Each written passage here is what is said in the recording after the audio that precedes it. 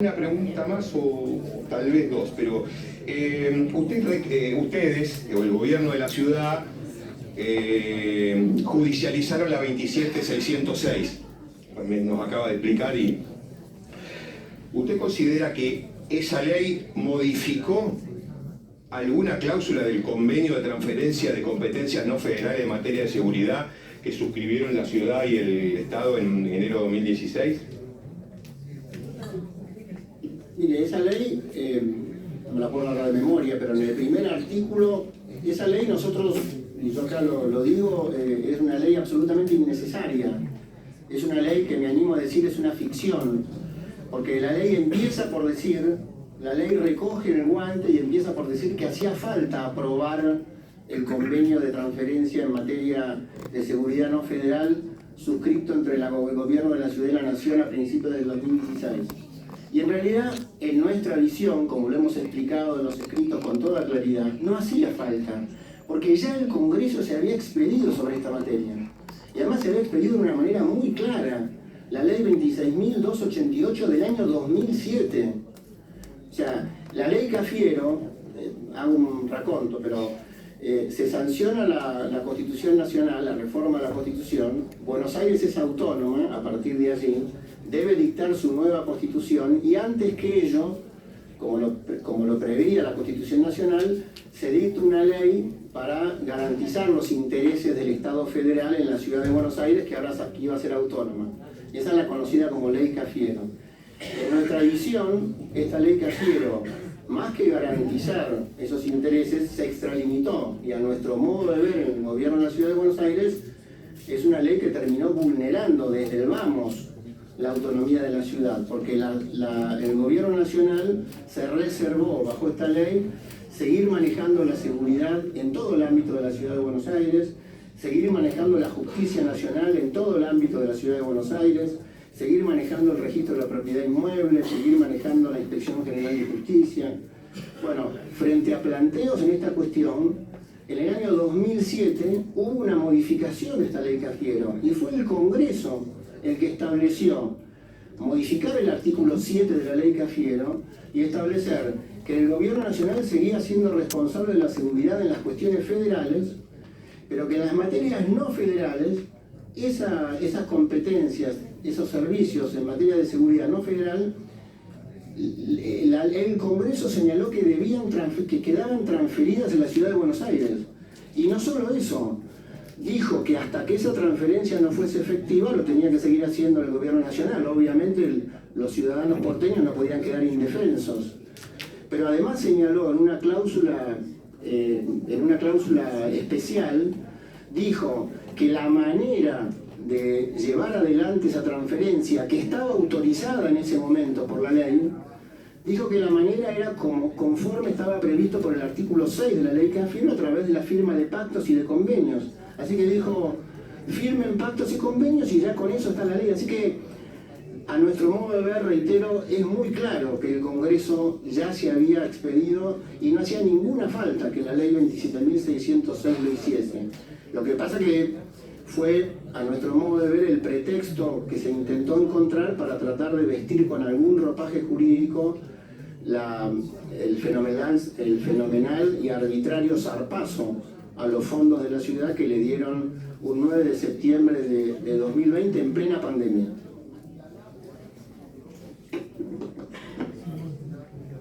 Bueno, doctor, le agradezco la reseña histórica que viene bien. Ahora, concretamente, ¿lo recuerda? La ley 27606 modificó el convenio de transferencia que se firmaba entre la ciudad y el Estado Nacional en enero de 2016.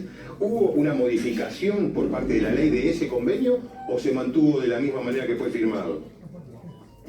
Creo recordar que el convenio se mantuvo igual, lo que obviamente modificó son los recursos y trajo toda una cuestión acerca de un mecanismo para fijar los recursos, pero hasta donde recuerdo, el primer artículo de la ley dice apruébase el convenio, así que entiendo, la verdad que no lo tengo con precisión, pero entendería que el convenio como convenio se aprobó tal cual, lo que obviamente modificó de manera ilegítima, porque por más que sea el Congreso y no un decreto, hace falta la aprobación de la jurisdicción que recibe los fondos.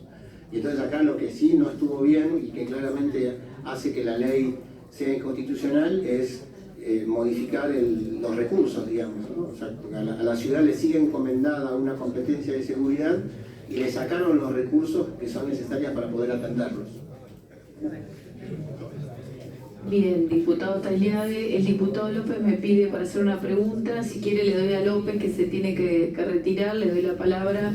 Y luego la diputada Brauer tiene otra pregunta para hacer. Sí, diga. No, era un comentario en relación, después de la intervención del diputado Tonelli, recordé algo que todos tenemos que tener presente, incluso sobre todo los que somos de la provincia de Buenos Aires, no porque esa provincia no necesite el dinero, pero ese dinero fue a la provincia de Buenos Aires, no se afectó a las demás provincias. ¿Por qué? Porque fue después de un levantamiento policial lamentable que ocurrió alrededor de la residencia presidencial de Olivos, en la que la policía de la provincia de Buenos Aires, comandada por el ministro Berni y con responsabilidad política del gobernador Kicillof, tuvo en democracia un levantamiento policial y decidieron traicionar a el diálogo político y responsable que existía en esa época para solucionar un levantamiento policial que lo deberían haber solucionado de otra manera. Entonces, las demás provincias argentinas tienen que recordar que no fue afectado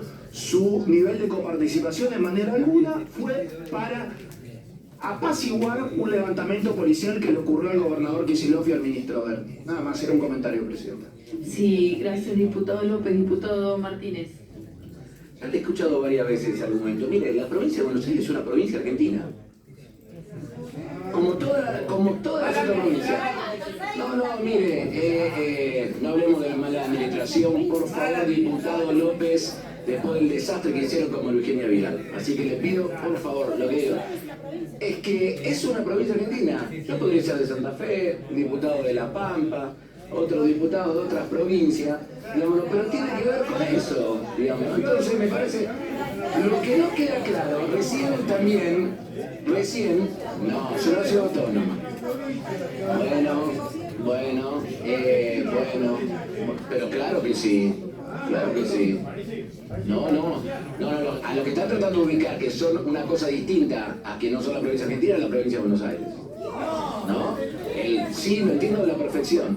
Lo que le quiero decir algo más. Ustedes, recién sobre el final de la intervención anterior al testigo, dicen que hubo una merma de los recursos para prestar el servicio de seguridad con la ley que se impulsó respecto. ¿Sobre qué parámetro? Bueno, pero nunca hubo, por eso acá lo que estamos discutiendo es cuál es el estudio técnico que está llevando adelante la decisión política de la Corte Suprema de decir a vos te doy esto y a vos te saco esto.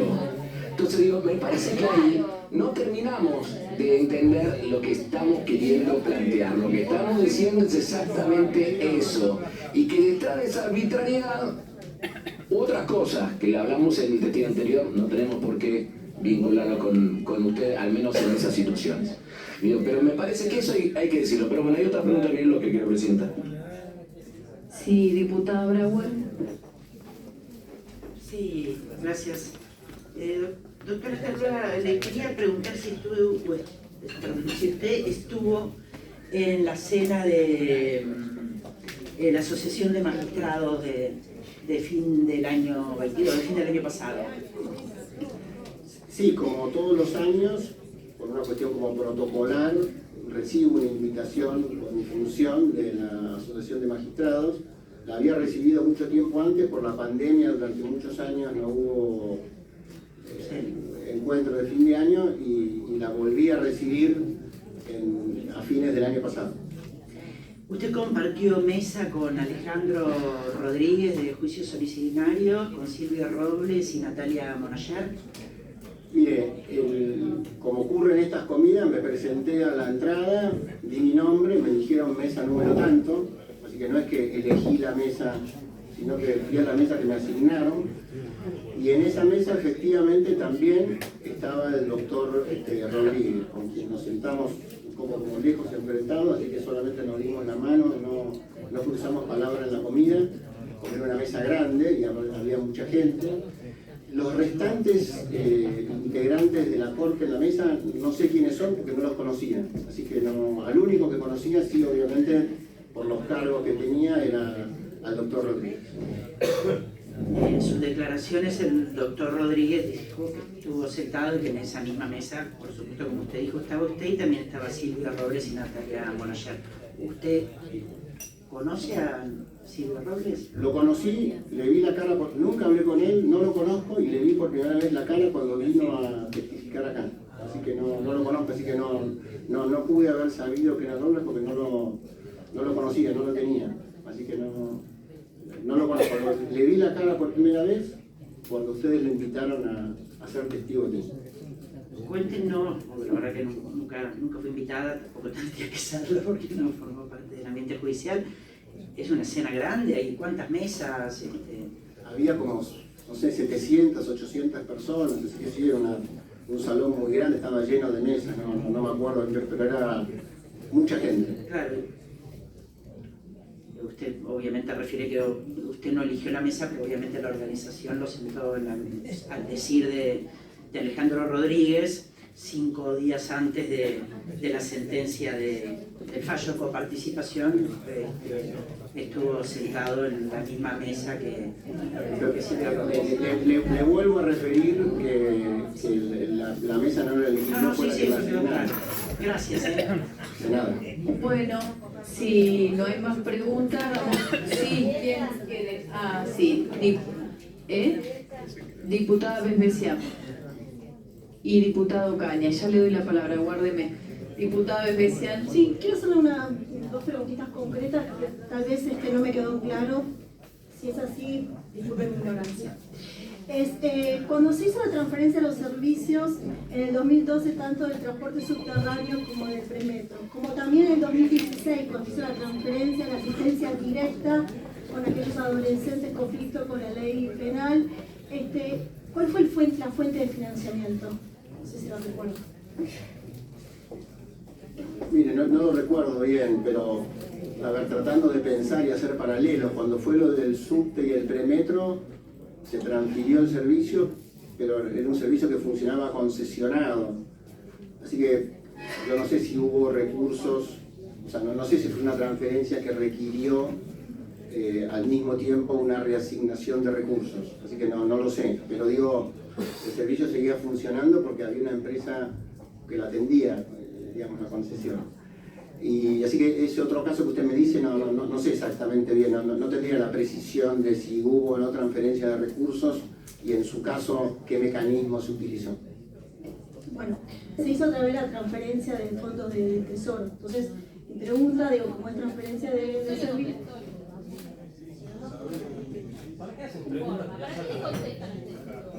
¿Se contesta? Sí. Bueno, supuestamente se haya hecho por transferencia del Tesoro. A su criterio, ¿por qué se modificó el mecanismo de transferencia, de pasar la transferencia del Tesoro a la ley de coparticipación? Miren, no me tocó a mí decidirlo, así que estoy compartiendo con ustedes el razonamiento y el pensamiento y además obviamente la información que obtuvimos al momento de preparar las demandas. Pero aquí estaba claro que hacía falta para la ciudad de Buenos Aires, para atender la seguridad, porque aparte fíjese que no se trata de una competencia, un servicio, una función sencilla, ¿no? O sea, la seguridad es un tema de primera magnitud, de primer orden, así que lo primero que uno necesita es, para hacerse cargo, saber que tiene los recursos necesarios. Así que en el gobierno de la Ciudad de Buenos Aires, a ese momento, a principios de 2016, estaba toda primó el criterio de que tenía que ser un mecanismo que garantizase y asegurase la automaticidad, el goteo diario, la intangibilidad de los recursos.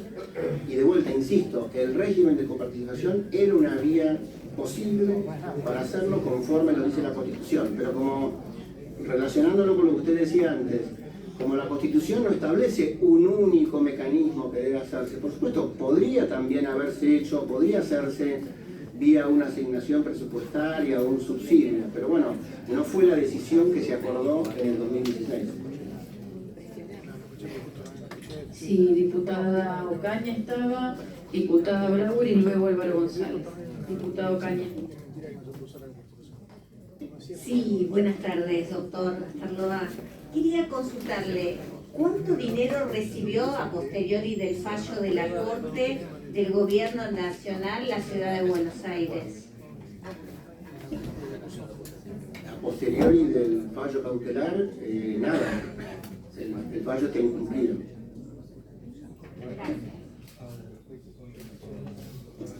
Sí, ahí me pide una interrupción, sí, diputado Araujo. Sí, disculpe, doctora Astarloa, de acuerdo a los dichos de algunos de los testigos que lo antecedieron, creo recordar que el doctor Díez manifestó que hay una actividad recursiva de parte del Estado Nacional que se puso de manifiesto en el expediente. Aún con esa actividad recursiva, con esa recurso de reconsideración que planteó el Estado Nacional que la Corte no ha resuelto, ¿usted entiende que de todos modos el fallo está incumplido? Claramente está incumplido, porque en el marco normativo vigente no existe en competencia originaria de la Corte. Primero, la propia Corte tiene señalado y dicho en su jurisprudencia que la ley de medidas cautelares no es aplicable a los fallos de la Corte cuando actúa en jurisdicción originaria. Caso Nordi y caso Entre Ríos del año 2019. Porque no puede haber ninguna disposición ni que restrinja ni que amplíe la competencia originaria de la Corte. En este caso, además, la propia ley de medidas cautelares establece la posibilidad de que frente a un fallo que suspende una ley, como fue en este caso el fallo cautelar, la ley establece la posibilidad de plantear, obviamente, una revocatoria o un recurso de apelación. Pero acá en este caso, la propia ley, artículo 13, párrafo tercero, no me acuerdo exactamente qué número de párrafo es, pero la propia ley dice que solo suspende digamos, solo tiene efectos suspensivos el recurso de apelación, no el de revocatoria. Y en este caso, obviamente, frente a un fallo de la Corte en jurisdicción originaria, no hay apelación posible. Así que, con toda claridad, señora, por supuesto que alguien puede tener una idea distinta, así que obviamente estamos abiertos a eso, pero le digo con toda claridad y con todo énfasis que en nuestra visión el fallo es eficaz, el fallo es ejecutivo, el fallo está vigente. No es que por la presentación de una revocatoria in extremis o por una recusación uno pueda sostener que el fallo está suspendido y no es ejecutivo. Nosotros entendemos que el fallo está vigente, está incumplido y obviamente en línea con eso, en todo este tiempo hemos hecho diversas presentaciones a la Corte para procurar que efectivamente este fallo termine siendo cumplido a la mayor brevedad posible.